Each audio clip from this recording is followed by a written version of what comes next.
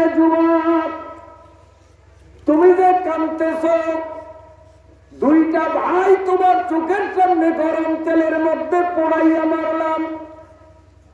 এইবার তোমার পালা গরম তেলে যাওয়া, এই বয়সে বুঝি কাঁদতেছ জানের মায়ায়। তাহলে তুমি এখনো সময় থাকতে বলো,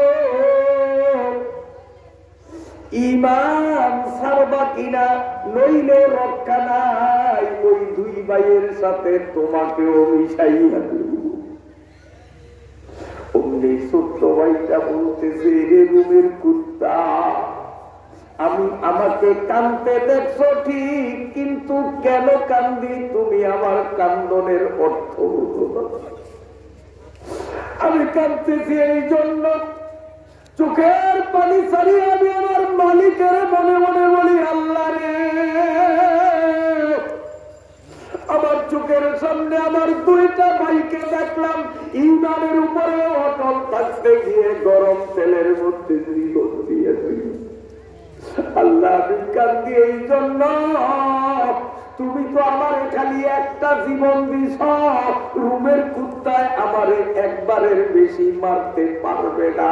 যদি তুমি আমারে হাজার হাজারটা জীবন দিতা, আমি রুমের কুত্তার হাতে হাজার হাজার জীবন গরম তেলের মধ্যে উৎসর্গ করিয়া দিতাম।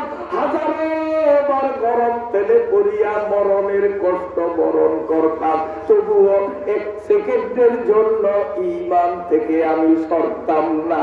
আমি তো ওই দুঃখে কান্দি, আমার আল্লাহ আমারে প্রাণ দিল কেবল একটা, একবারের বেশি আমি শহীদ হইতে পারবো না। রুমের কুত্তাকে এইটার ইমান দিয়ে ওই দুইটার চেয়েও সত্য।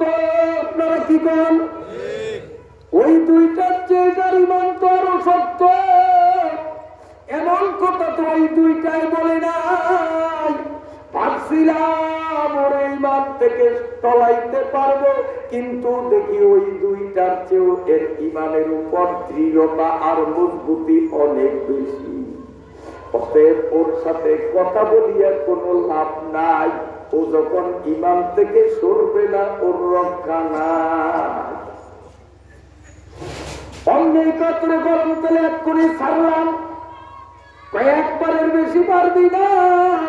আমার আল্লাহ যদি আমারে আবার জীবিত করে তুই আবার মারো, আমার আল্লাহ যদি আমারে আবার জীবিত করে আবার মারো, লক্ষ লক্ষ বার যদি আল্লাহ আমারে জীবন দেয়, আমি লক্ষ লক্ষ বার গরম তেলে পড়িয়া জীবনটা দিব, তবুও আমি ঈমান থেকে সরব না।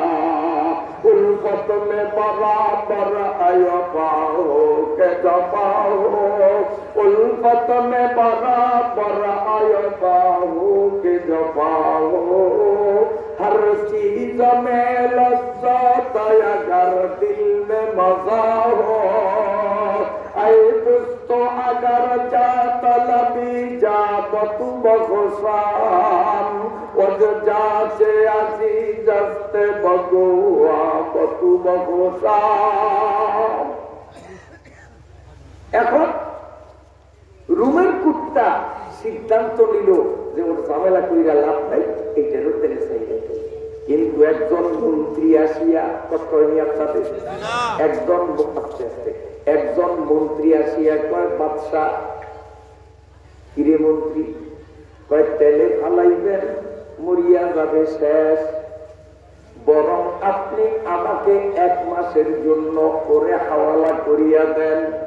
যে কোনো ভাবে চলে বলে কলে কৌশলে আমি করে ঈমান থেকে সরাইয়া, ঈমান ইসলাম ভুলাইয়া দিয়া আমাদের খ্রিস্টান ধর্মে করে আমি আনতে পারবো। পারবি তো? আমি অবশ্যই পারবো। 1 মাস সময় দেন, বেশি লাগবে না। যদি না পড়ো, বাদশা নামদার, এই 1 মাসে আমি যদি পরে বস করতে না পারি, করে ঈমান থেকে সরাইতে না পারি, তাহলে আপনি যে সাজা আমারে দিবেন মাথা পাতিয়া আমি বরণ করব। 1 মাসের জন্য আমারে দেন, আমি ওরে সাইজ করতে পারবো। বাদশাকে ঠিক আছে, এবার মন্ত্রী এই মুসলিম যুবকটারে, এই যুবকরা তোমরাও যুবক আর মদিনার যুবকরাও যুবক, এই যুবকটারে মন্ত্রী বাড়িতে নিয়ে গেল। মন্ত্রীর একটা মেয়ে ছিল, 18 বছর বয়স চলতেছে। ওই মেয়েটা ছিল তৎকালীন আরব বিশ্বের সবচেয়ে বড় সুন্দরী। রোম রাজ্যে, আরব বিশ্ব নয়, রোম রাজ্যে সবচেয়ে বেশি সুন্দরী, মন্ত্রীর মায়ার মতো সুন্দর চেহারা, সুন্দরী রূপসী মেয়ে পুরা রোম রাজ্যে আর দ্বিতীয়টা ছিল না। এমন পরম সুন্দরী একটা মেয়ে আল্লাহ ওই বেঈমানের ঘরে দান করলেন।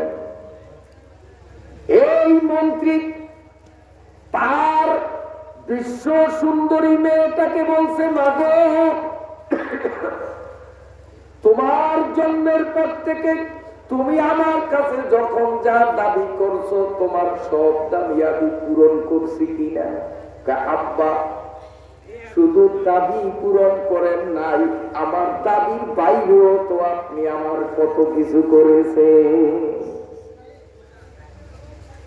মন্ত্রী বলে, না তোর সব দাবি আমি পূরণ করলাম, তুই স্বীকার করলি, এখন আমি বাবা হইয়া তোর কাছে যদি একটা জিনিস দাবি করবি, আমার দাবি কি পূরণ করবি?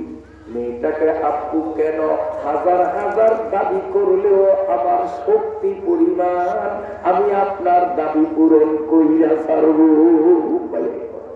আপনি কি দাবি করেন? অন্য বাবা কেমন অসভ্য, বাবা অসভ্য মাইয়াটারে কমাবো। এই যে যুবকটারে দেখো, এটা মদিনার যুবক, ও মুসলিম যুবক। দুইটা ভাই ওর চোখের সামনে গরম তেলে শহীদ হইতে দেখলো, তারপরেও সুম্মাস্তাকামু, ঈমানের উপরে অটল। আমি রাজার থেকে 1 মাস সময় এনেছি, তুমি যেহেতু রোম রাজ্যের সবচেয়ে সুন্দরী মেয়ে, তুমি একটু সাই করে করো, ওরে যদি তুমি একটু তার কাছে গিয়া যদি জিনার পথে আহ্বান করিয়া বশ করতে পারো, মুসলমান যখন তার চক্ষু দিয়া পরনারীর দিকে কুনজর দেয়, ঈমানটা দুর্বল হইয়া যায়, আর পরনারীর সাথে যখন মেলামেশা করে তার ঈমান তার কলব থেকে বাহির হইয়া যায়।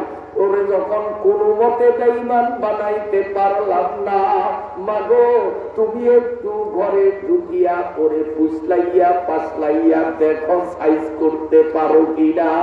জোরে বলেন নাউজুবিল্লাহ। মাইয়াকে আব্বা কি বলেন, এটা তো আমার জন্য একেবারে সহজ, 5 মিনিটও লাগবে না। আমার মতো সুন্দরী সুশ্রী মেয়ে রুমের মধ্যে ঢুকিয়া যদি জানলাটা আটকাইয়া ফেলাই, আমার চেহারার দিকে নজর দিলে 1 মিনিটের লাগবে না, 1 সেকেন্ডের মধ্যেই কাবু হইয়া যাবে। যখনই তার চোখটারে আউলাইয়া দিতে পারবো, আর আমি যখন জেনার জন্য সুযোগ দিয়ে দেব, ও যখন আমার সাথে জেনা করবে, অটোমেটিক তার ঈমান চলিয়া যাবে, তখনই আমরা তারে খ্রিস্টান বানাইতে পারবো। সবাই বলি নাউজুবিল্লাহ। এবার একটা বিল্ডিং এর মধ্যে যুবকটারে ঢুকাইয়া সকাল বেলা মেয়েটারে রুমে ঢুকাইয়া দিল। ওই মেয়েটা রুমের মধ্যে ঢুকিয়া যখন যুবকের সামনে গিয়া দাঁড়াইল, নতুন বউয়ের মতো আকর্ষণীয় ভাবে সাজিয়া গুজিয়া নিজের রূপ চর্চা করিয়া মুসলিম যুবকের সামনে দাঁড়াইল যে আমার মতো সুন্দরী মেয়ে আবার বউ সাজন সাজলাম, দেখলেই তো ওর চোখ আউলাইবে। দরজা জানলা কপাট বন্ধ করিয়া যখন ওই যুবকের সামনে গেল, ওই যুবক অমনি দাঁড়াইয়া নামাজ শুরু করলো, সিজদার জায়গার দিকে নজর দিয়া দাঁড়াইয়া নামাজে আল্লাহর কোরআন তেলাওয়াত করে একটা সেকেন্ডের জন্য মেয়েটার দিকে নজর দিল না। এইভাবে আসর পর্যন্ত মেয়েটা যত চেষ্টা করল, ওর নামাজও শেষ হয় না, কথা বলারও সুযোগ হয় না। আসরের টাইমে মেয়েটা নিজেই দরজা খুলিয়া বাপের কাছে যাইয়া কয়, বাবা কেমন যুবকের কাছে আপনি পাঠাইলেন? এটা মনে হয় রক্ত মাংসের মানুষ না, এটা মনে হয় স্টিলের মানুষ বা পাথরের মানুষ, লোহার মানুষ। ওর মধ্যে সেক্স পাওয়ার যৌনতা বলতে না। নইলে আমার মতো সুন্দরী মেয়ে নিজে সাদিয়া ধরা দিলাম, এক সেকেন্ডের জন্য আমার দিকে তাকাইল না। আর আমাদের মুসলিম মেয়েরা পর পুরুষকে নিজের দিকে আকৃষ্ট করার জন্য সাজিয়া গুজিয়া রাস্তায় নামে, আর মুসলিম যুবকরা এক নজরে ওর দিকে তাকায়। কথা ঠিক না বেঠিক? ও মেয়েরা, নিজে সাজিয়া গুজিয়া পর পুরুষের সামনে যাওয়া এটা কিন্তু ইমানদারের কাম না, এটা হলো খ্রিস্টানের কাম। আর যুবকদের উদ্দেশ্যে বলবো, লেংটা হইয়াও যদি বিশ্ব সুন্দরী মাইয়া তোমার আমার সামনে বন্ধ দরজা ঘরের মধ্যে যদিও একাই কি পরিবেশে থাকে, মুসলিম যুবকরা মদিনার যুবক থেকে সবক নিতে হবে। ভিন্নারীর দিকে এক সেকেন্ডের জন্য তাকানো যাবে না। আবার আল্লাহ কুরআনুল কারীমের 18 পারার সূরা নূরের মধ্যে স্পষ্ট বলেছেন, কুল্লিল মুমিনিনা ইয়াগুদ্দু মিন আবসারিহিম। ও নবী, দুনিয়ার মুসলিম পুরুষদেরকে আপনি বলিয়া দেন, এরা কোন মেয়ে লোক দেখলেই যেন নজরটা নিচের দিকে দেয়, পর নারীর দিকে যেন না তাকায়। তার কারণ আল আইনান জিনাহুমান নজর, পর নারীর দিকে চোখ খুলিয়া তাকাইলেই তার আমল নামায় জিনার গুনাহ লেখা হয়। নাউযুবিল্লাহ। কাপা এটা মনে হয় লোহার মানুষ, ওর মধ্যে যৌনতা নাই, সেক্স পাওয়ার। এতক্ষণ চেষ্টা করলাম, ও আমার দিকে ফিরিয়ে যায়। বাবা পায় এত সকালে নিরাশ হইস না। কয় না বাবা, হাল ছাড়বো না। হয়তো দিনের বেলা মনে সংকোচ করতে পারে, কে জানে দিনের বেলা আমার কেউ যদি ভিক্ষা ফেলায় যে আমি মন্ত্রীর মাইয়ার সাথে আকাম গোড়াই, এই ভয়ও হয়তো আমার দিকে তাকায় না। কাজী আমি রাত্র 11টার পরে যাব, যখন সব মানুষ ঘুমে থাকবে, তখন ওর মনে বল থাকবে যে এখন তো আর আকাম গড়াইলে কেউ জানবে না, সবাই তো ঘুমো। আব্বা ঠিক আছে, আমি 11টার পরে আবার একটা চেষ্টা করব। কষ্ট হয়নি আপনাদের? সুম্মাস তাকাবো বুঝাইতেছি, কিভাবে বলে অটল থাকা কিভাবে। রাত 11টার পরে এই মেয়েটা আগের চেয়েও বেশি সুন্দর করিয়া সাজলো, সাজিয়া যুবকের ঘরে ঢুকলো। ওই যুবক যখনই দেখলো বিশ্ব সুন্দরী মাইয়াটা তার সামনে শরীর উন্মুক্ত করিয়া সাজিয়া গুজিয়া আসলো, ওর মতলব খারাপ বুঝতে পারিয়া ওই যুবক আবার নামাজে দাঁড়াইয়া সিজদার জায়গায় নজর দিয়া আল্লাহর কালাম তিলাওয়াতে মগ্ন। রাত পার হইয়া গেল, প্রায় ফজরের টাইম। মেয়েটা আসলো, আব্বা কেমন মানুষের কাছে আপনি পাঠাইলেন? এমন গভীর রজনীতে একাই কি পরিবেশে আমার মতো সুন্দরী মেয়েটা আমি তাকে বিলিয়ে দিলাম আমার দেহ, কিন্তু একটা সেকেন্ডের জন্য আমার দিকে নজর দিল না। তাহলে কি আর চেষ্টার কিছু নাই? কয় না আব্বা, এত সকালে হাল ছাড়া যাবে না। আপনি একটা শূকর জবাই করবেন কালকে। এই শূকরের মাংসগুলো সুন্দর করিয়া ভুনা করবেন। এক বোতল মদ আমারে আনিয়া দিবেন। আমি এক হাতে শুয়োরের গোশত আর এক হাতে মদ নিয়ে আমি যাব। কারণ এই যুবকটারে আমরা 3 দিন পর্যন্ত খাবার দেই না। 3 দিন 3 রাত পর্যন্ত যুবক ক্ষুধার্ত। যখন এই খাদ্য সামনে দেখবে হালাল হারামের তোয়াক্কা তখন করবে না। ক্ষুধার তাড়নায় যখন শুয়োরের গোশত খাইবে আর মদ পান করবে। ইসলাম ধর্ম মতে এগুলো হারাম, আর মুসলমানে হারাম খাইলেই তার ঈমান দুর্বল হয়ে যায়। গলসে কামরা পাকে দারি আজহারাম, গলসে কামরা পাকে দারি আজহারাম, মর্দে ইমানদার বাসি ওয়াসসালাম। ইমানদার ব্যক্তি কোনদিন হারাম খাইতে পারে না। হারাম খাইলেই ঈমান নষ্ট হইয়া যায়। এই হারাম বিভিন্ন তরিকা আমরা খাই। গ্রামগঞ্জে শহরে চঞ্চলে অধিকাংশ প্রভাবশালীরা আছে, জোর করিয়া দুর্বল পাপীদের জায়গা জমিন খায়। আপনাদের নলুয়ায় এমন জালিম হয়তো 2-1টাও নাই। পার্টি নাই তো মনে হয়।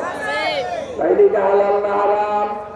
ও 50 বারও যদি হজ করে তাহাজ্জুদ পড়তে পড়তে কপালে দাগও পরাইয়া দিল, জমিন ঠেলিয়া খাওয়ার কারণে ও নাফরমান, তোর হজ হইল না, তোর নামাজ হইল না।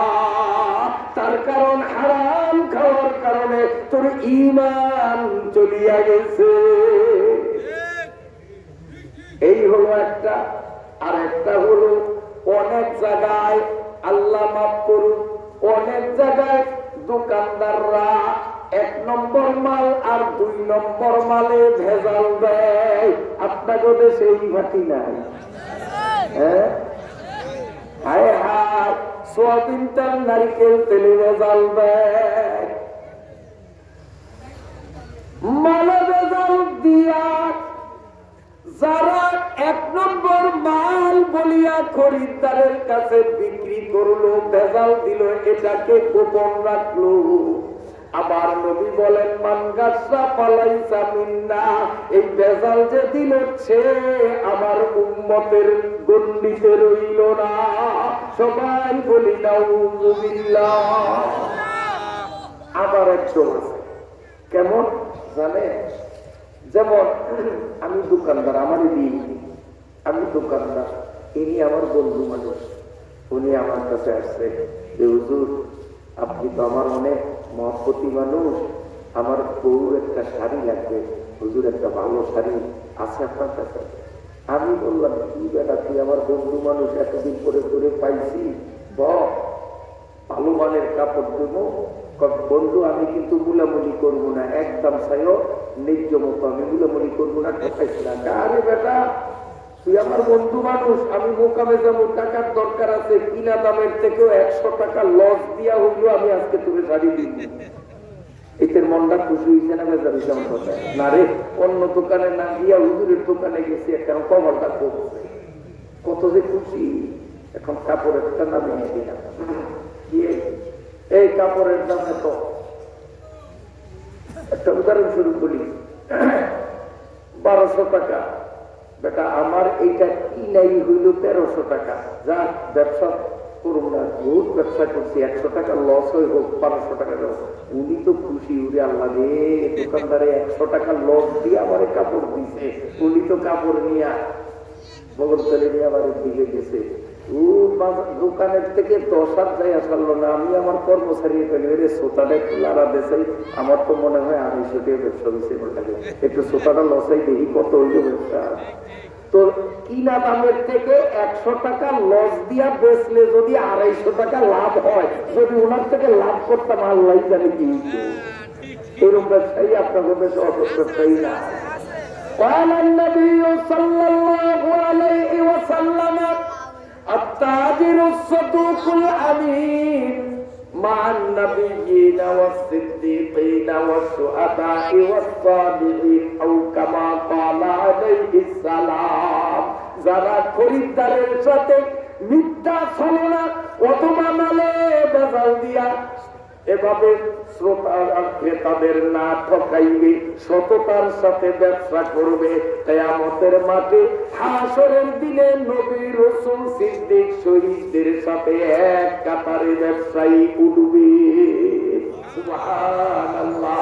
আর ক্রেতার সাথে খরিদ্দারের সাথে ধোঁকাবাজি করলে রাসূল বলেন আমার উম্মতের লিস্টির থেকে তোরে বাদ করে দিলাম। সবাই বলি নাউযুবিল্লাহ। কত আইটেমে আমরা হারাম খাই, এই হারাম খাইলে ঈমান থাকে না। এই জন্য মন্ত্রীর মাইয়া বলে আব্বা যদি আমারে শুয়োরের ভুনা গোশত 1 বোতল মদ দেন আমি খাবার তার সামনে নিলে 3 দিনের ক্ষুধার্ত ব্যক্তি পেটের ক্ষুধার জ্বালায় শুয়োরের গোশত খাইবে, এটা হারাম। মদ খাইছে পিপাসায়, যেহেতু 3 দিন 1 ফোঁটা পানিও তারে দিলাম না। মদ খাইলেই তার মেজাজ আউলাইয়া যাবে, ওই সময় সেক্স পাওয়ারে হিট আনবে। ওই অবস্থাতে সে যদি আমার সাথে জেনা করতে চায় আমি সম্পূর্ণ প্রস্তুতি নিয়ে ফেলবো, আর আমার সাথে জেনা করলেই তো তার ঈমান 16 আনায় 16 আনা উড়ে যাবে, তখন ওই তারে খ্রিস্টান বানানো যাবে। ঠিক মন্ত্রী শুয়োর জবাই করলো, ভুনা করলো, মদ আনলো। এই মেয়েটা ওই শুয়োরের ভুনা গোশত আর মদের বোতল নিয়া মুসলিম যুবকের পিছনে দাঁড়াইয়া বলে রে আল্লাহর বান্দা, ও মদিনার যুবক, এ মদিনার যুবক, আমার মতো সুন্দরী মাইয়া এই রুম দেশে নাই। কত এমপি মন্ত্রীর পোলারা আমার সাথে 2 মিনিট গল্প করার জন্য প্রস্তাব দেয়, আমি কাউকে সাড়া দেই না। আর নিজে সাদিয়া তোর কাছে আমারে বিলীন কইরা দিলাম, 1 নজর তুই আমার দিকে তাকাইলি না। যুবক নিজের দিকে নজর করিয়া বলে তুই সুন্দরী না অসুন্দরী তা আমি এখনো জানি না, তোর মুখ থেকে শুনলাম তুই সুন্দরী। আমাদের ইসলামের মধ্যে আইন করা আছে পরনারীর দিকে তাকাইলে জিনার গুনাহ হবে, পরনারীর দিকে তাকাইলে জিনার গুনাহ হবে। আল্লাহ রাব্বুল আলামিন সূরা হামিম সিজদার মধ্যে বলেছেন ইন্নাল্লাযীনা ক্বালু রাব্বুনাল্লাহু সুম্মা ইসতাকামু, আল্লাহর রব স্বীকার করিয়া ওই আল্লাহর ঈমানের উপর অটল থাকতে হবে। আমি যদি ভিন নারীর দিকে তাকাই তাহলে তো আর অটল থাকা হয় না। তখন মেয়েটা বলল যুবক তুই আমার দিকে তাকাও না, তাকানোর দরকারও নাই, এই যে কিছু খাবার আছে খাক। ওই যুবক জিজ্ঞাসা করলো এগুলা কি শুয়োরের গোশত? হাত আমরা খ্রিস্টানরা এগুলো খাই, আমাদের প্রিয় খাদ্য। তুমি তো 3 দিনের ক্ষুধার্ত, ইসলামের জায়েজ আছে জান বাঁচাইবার জন্য হারাম জিনিস খাওয়া যায়। শরীরে কি মানুষ বেঈমান কিন্তু মশলা জানে, আর আমরা ইমানদাররা উজুর মধ্যে কয় খরচ এই মশলা জানি না। আর কানা হাতাম কয় খরচ জিজ্ঞাসা করলে তো মশলা বা কানা শুনবে। ইমানদার হইয়া মশলা জানি না, আর কাফেরে মশলা জানে, মশলা দিতে আছে। এ মদিনার যুবক, তুই 3 দিনের অনাহারি, এই অবস্থায় শুয়োরের গোশত মদ ইসলামে তোর জন্য হালাল। খা এখান থেকে কিছু পরিমাণ, আর সামান্য একটু মদ খাইয়া নে। ওই যুবক তখন বলে, এই মাসালা তুই আমার শিখানো লাগবে না, আমিও জানি আমার জন্য এখন খাওয়া হালাল, তারপরেও আমি খাবো না, যেহেতু এটা প্রকৃত হারাম অবস্থায় আমার জন্য জরুরতে হালাল, করলেও আমি এটা বরণ করব না। আমি এইভাবে না খাইয়া ক্ষুধায় মরিয়া যাইব, তবুও আমি হারাম খাবো না। জীবন নিয়ে টানাটানি, 3 দিনের ক্ষুধার্ত, তারপরেও হারামটা শরীয়তে অনুমতি দিছে খাবার, তারপরেও খাইতে রাজি না। আর আমরা কোটি কোটি টাকার মালিক, একরে একরে জমিনের মালিক, এরপরেও হারাম ভাবে কামাই করি। ঠিক না ভাই? ইমান কোন দূর আছে আমার, কোন ক্লাসের ইমান? আমি ডাক্তার, এখন একটু রোগগুলো ধরাইয়া দেই, বেজার হইছেন তো আমার উপরে। আমার ভাইরা বাবাজিরা, ওই মেয়েটা 2 চোখ থেকে পানি সারিয়া কান্দে আর বলে, মুসলিম যুবক, তুমি যে নিচের দিকে তাকাইয়া কি যেন গুনগুন গুনগুন করিয়া পড়তা, খুব মজা লাগে। কি করছে কথা কয় না, নামাজে কি করে কোরআন। তুমি যে গুনগুন শব্দে কি যেন পড়তা, আমার মনটা কেন জানি পাগল হইয়া গেছে। আমার একটু ওই কোরআনটা তুমি শিখাইবা কিনা, আমি কোরআন শিখবো। খ্রিস্টানের মাইয়া মুসলমানরে বেঈমান বানাইতে আসলো, সে কোরআনের কাছে নিজের নত বানাইয়া কোরআন শিক্ষার জন্য পাগল হইয়া গেল।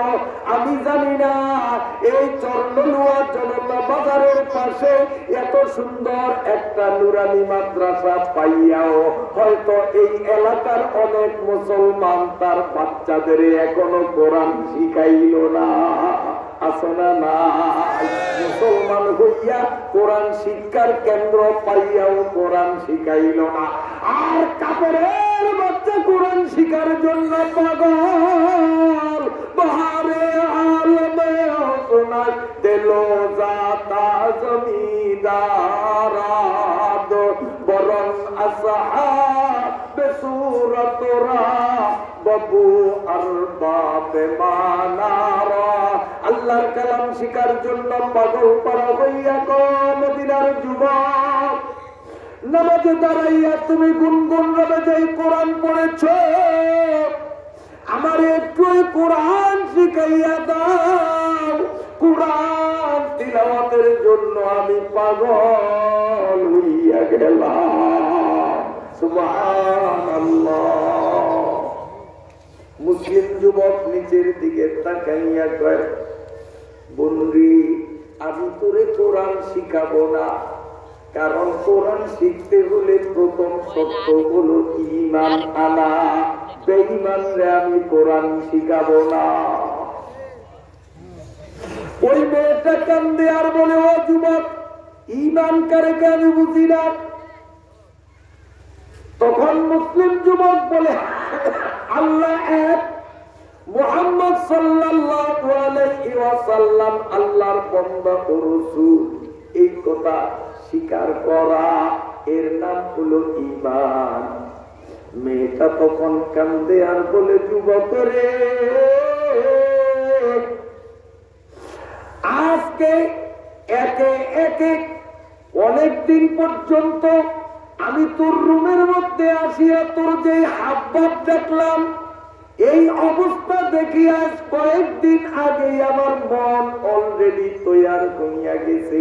আমি নিজে নিজেই মন থেকে এক আল্লাহতে বিশ্বাসী, মুহাম্মদ সাল্লাল্লাহু আলাইহি ওয়াসাল্লাম যে নবী, আমি মনে মনে এটাও বিশ্বাস করে ফেলেছি। সেদিন লাল মোহাম্মদ নোয়াখালীতে আমার প্রোগ্রাম ছিল। অল্প বয়সী একটা যুবক, মনে হয় 25-30-এর বেশি হবে না বয়স, ওই যুবকটা এসে আমার সাথে মুসাফা করে বলে, হুজুর আমারে চিনেন? আমি বললাম, না বাবা, কি তোর পরিচয়? ওই যুবকটা কয়, হুজুর প্রায় 6-7 মাস হইয়া গেছে, দুনিয়ার কেউ জানে না, একমাত্র আমার আল্লাহ জানে আর আমি জানি। এখন আপনারে জানাইতেছি, আজ থেকে 6-7 মাস আগে আমি নিজে নিজে কলেমা পড়িয়া মুসলমান হইয়া গেছি। আমার 14 গোষ্ঠীরা হিন্দু, আমি কিন্তু গোপনে মুসলমান, দুনিয়ার কেউ জানে না। আমি আপনার কাছে দেখা করতে আসলাম। আমি তো হিন্দুর বাড়িতেই থাকি, আমার মা হিন্দু, বোন হিন্দু, তাদের রান্না করা খাবার আমি খাই। ইসলামে এটার অনুমতি আছে কিনা? যদি অনুমতি থাকে, যতদিন সম্ভব ঈমান গোপন রাখিয়া বাড়িতে থাকবো। আর যদি ইসলামে অনুমতি না থাকে, বাড়ির কপালে লাথি মারিয়া আমি পালাইয়া কোথায় চলে যাব। লালমোহন গত কয়েকদিন আগে হিন্দুর ঘরে জন্ম নিয়ে জুয়ান বয়সে ইসলাম গ্রহণ করল। আত্মীয় স্বজন, সহায় সম্পদ, পরিবেশ, সমাজ সব কিছুকে বর্জন করিয়া ইসলাম কবুল করিয়া সঠিক পথে চলার জন্য আমার থেকে মাসআলা জিজ্ঞাসা করে, অনুয়ার যুবক রে, তোদের বাপ দাদা 14 গোষ্ঠী নয়, আরো কত গোষ্ঠীর থেকে বংশানুক্রমে তোরা মুসলমান, কিন্তু এরপরেও ইসলামের বিধান তোরা মানো না, ঠিক না বেটি? মসজিদে নামাজ চলে আর জনতা বাজারের চায়ের দোকান মুসলমানে ভরা থাকে না? আপনাকে হেনে নাই মনে হয় আসেন? ওই মেয়েটা বলো মদিনার যুবক, আজ থেকে কয়েকদিন আগে আমি মনে মনে মুসলমান হইয়া গেছি রে যুবক, আবার একটু কোরআন শিখা। এবার মেয়েটা কলেমা পড়ল, কোরআনের কিছু অংশ ওর থেকে শিখল। বলতেছে, যুবক আমি জানি, বাবার থেকে শুনছি, আগামী এত তারিখে তোমার প্রেসিডেন্টের আদালতে হাজির করবে, আর প্রেসিডেন্টের সামনে তো তুমি তোমার ঈমান যখন ব্যক্ত করবা, আমিও থেমে থাকতে পারবো না, তখন আমিও ঈমানের কাছে বলবো আমিও কিন্তু মুসলমান। তোমারও গরম তেলে মারবে, আমারও মারবে। আর বাবা 1 মাসের সময় নিলেন, কেবল 20 দিন পার হইল। আমার বাবা যেহেতু তোমারে খ্রিস্টান বানাইতে পারলো না, রাজায় আমার বাবারেও মারবে, তাহলে 3টা প্রাণ দুনিয়ার থেকে বিদায় নিবে, আমিও যাব, তুমিও যাবে, আমার বাবাও মারা যাবে। তাহলে কি করব? ওই মেয়েটা বলে, মদিনার যুবক, তার চেয়ে ভালো তুমিও মুসলিম, আমিও মুসলিম, এখন চলো আমরা রাতের আধারে গভীরে পালাইয়া কোথায় চলে যাই। যুবক বলে, কোথায় যাব? মেয়েটা বলে, তোমার বাড়ি না? বললাম মদিনাতে। হ্যাঁ, তাহলে যেই দেশে আখিরি নবী মুহাম্মাদুর রাসূলুল্লাহ আছেন, আমি আর তুমি চলো নবীর দেশে চলে যাও। দুইজনের মধ্যে কথা ফাইনাল হয়ে গেল। এরপরে মেয়েটা বাইর হইয়া বাবার কাছে গেল। বাবা জিজ্ঞাসা করে, মা কি খবর, কতটুকু না গাইলা, রেজাল্ট কি? মেয়েটা বলে, আব্বা সুসংবাদ, খবর খুব ভালো। খবর ভালো না খারাপ? হ্যাঁ, আর ওর জন্য আর মুসলিম যুবকের জন্য ভালো, বাপের জন্য তো খারাপ। কিন্তু বাপে মনে করছে মাইয়ায় বুঝি ওরে সাইজ করছে, আসলে ও নিজে সাইজ হইছে। চেরা গেরা কে ইজ্জত পর ফরুজাত হারা কাসতম জানাদরে কাশ বসুজাত। কাবা সুখবর অনেকটা আগে গেছে, বিচার কথা কিছু অনেকটা আগে গেছি, মানে আসিলাম বেঈমানের অন্ধকারে, এখন ইমানের আলোর দিকে চলছি, অনেকটা আগাইছি। আর বাপে বলছে যে ওরে সাইজ করছে, যে না মনে হয়েছে, এখন ওরে বেঈমান হইতে পারবে। বাপে বলছে, বাপে মেয়েরে খুব টাকা পয়সাও দিল, খুশি খুশি। মেয়ে পাপ করছে, মায়ে খুশি। এই মার্কা আমাদের দেশে আছে। পোলা পাইলে বিয়ার দিন বাজার থেকে বক্স ভাড়া করিয়া আনে, আপনাদের দেশে নাই মনে হয় আনে, কিন্তু বাহে বসাতে অথচ ওই বাপের তাহাজ্জুদ কাজা হয় না। তাবলীগের চিল্লা বছরে বছরে ফিরের বা দরবারে প্রতি মাহফিলে একেবারে কপালে দাগ করিয়া গেছে। এরপরে হতে কাঁদবা 2000 টাকা কেউ বক্স তো সানা লাগবে না, বাস বাপের টাকা দিয়ে দিছে, ওই টাকা দিয়া বক্স আনছে।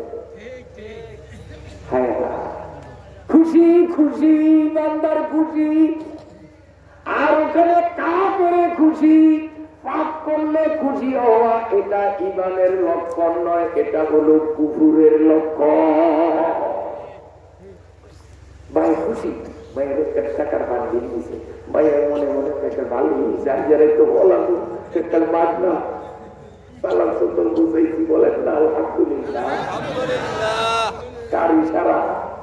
এই ইশারা কার? আল্লাহ জানে যে ওরা এখন যাইবে, তো ওদের তো পথে খাওয়া দাওয়া লাগবে, কারণ রুমের থেকে মদিনা অনেক দূরে, তো ওদের টাকা পয়সার দরকার না। এই জন্য আল্লাহ কাম বানিয়ে দিছে, ওই শত্রুরে দিয়া এত টাকার ব্যবস্থা করে দিছে। যেই আল্লাহ ফেরাউনের দিয়া মুসা নবীরে পালছে, মুসা নবীর 14 মুশকিলে পালছে, পালে নাই।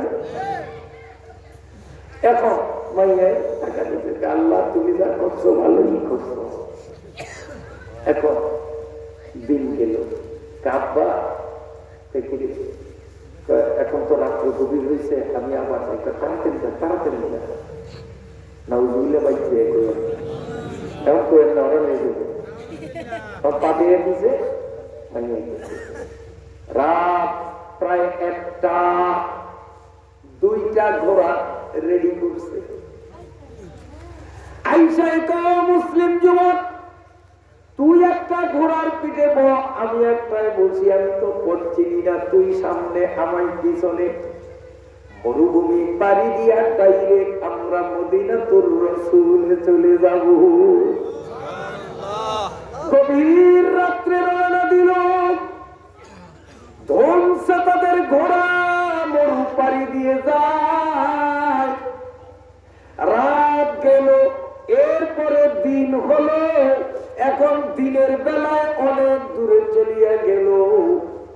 ওই যুবক ঘোড়ার পিঠে বসিয়া সামনের দিকে ঘোড়া চালায়, আর ডাইনে বামে পিছনে চতুর্দিকে খালি তাকায় যে আবার কেউ দেখে কিনা, কেউ ধাওয়া করে কিনা। মনে ভয় আছে না? এই জন্য ছাড়ি দিচ্ছে, কেউ আবার মুখে ধরতে গ্রেফতার করতে আসে। এইভাবে যাইতেছে, হঠাৎ দেখতে পেল ওই যে মরুভূমির ভিতর দিয়া ধুলা উড়াইয়া দ্রুতগামী 2টা ঘোড়ার পিঠ চেপে বসে 2 জন যুবক তাদেরকে ফলো করে আসতেছে। 2 জন আসতে দেখল, কলজায় ভাই আছে। ওই মুসলিম যুবক মেয়েটাকে বলল, বন্ধে ওই যে 2টা লোক আসতেছে, জানি না সরকারি লোক আমাদের ধরার জন্য আসলো কিনা, না কোন ডাকাত দল। তোমার মতো সুন্দরী মেয়েকে অপভাবে ব্যবহার করে কিনা, ভয় আছে কিনা? কাজী আমি তোমারে কথা দিলাম ওরা আসুক, আমিও তলোয়ার রেডি করি, আমি জীবন বাজি রাখিয়া ওদের সাথে যুদ্ধ করব। আমি বাঁচিয়া থাকতে আমার হায়াতের মধ্যে তোমার ইজ্জতের উপরে হাত কেউ দিবে সে সুযোগ হবে না। চালাও ঘোড়া চালাও। এখন দুইজনে মিলিয়া ঘোড়া চালাইতেছে আর আল্লাহু আল্লাহু জিকির করে। ওরে বেশি দূর যাইয়া চলল না, এদের ঘোড়ার স্পিড যা।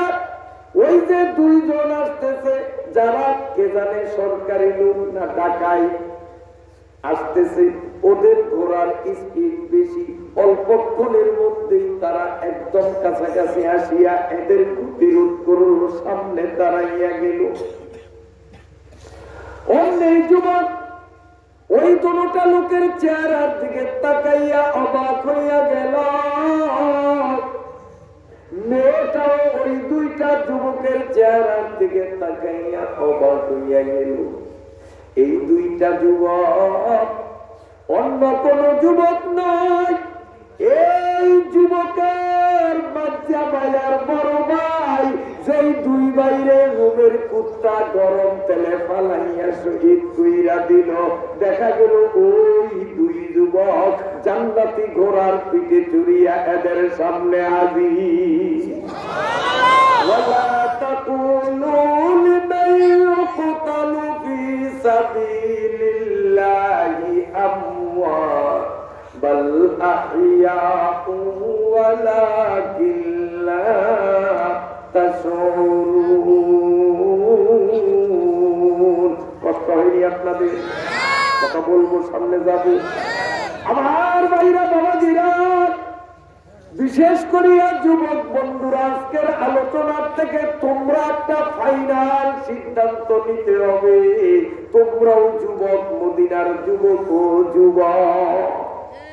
যখন দেখলো তার ওই আপন সেই মরা ভাই দুইটা জিন্দা, আল্লাহ পাকের শুকরিয়া আদায় করিয়া বলে, ভাইরা তোমাদেরকে না দেখলাম আমার চোখের সামনে।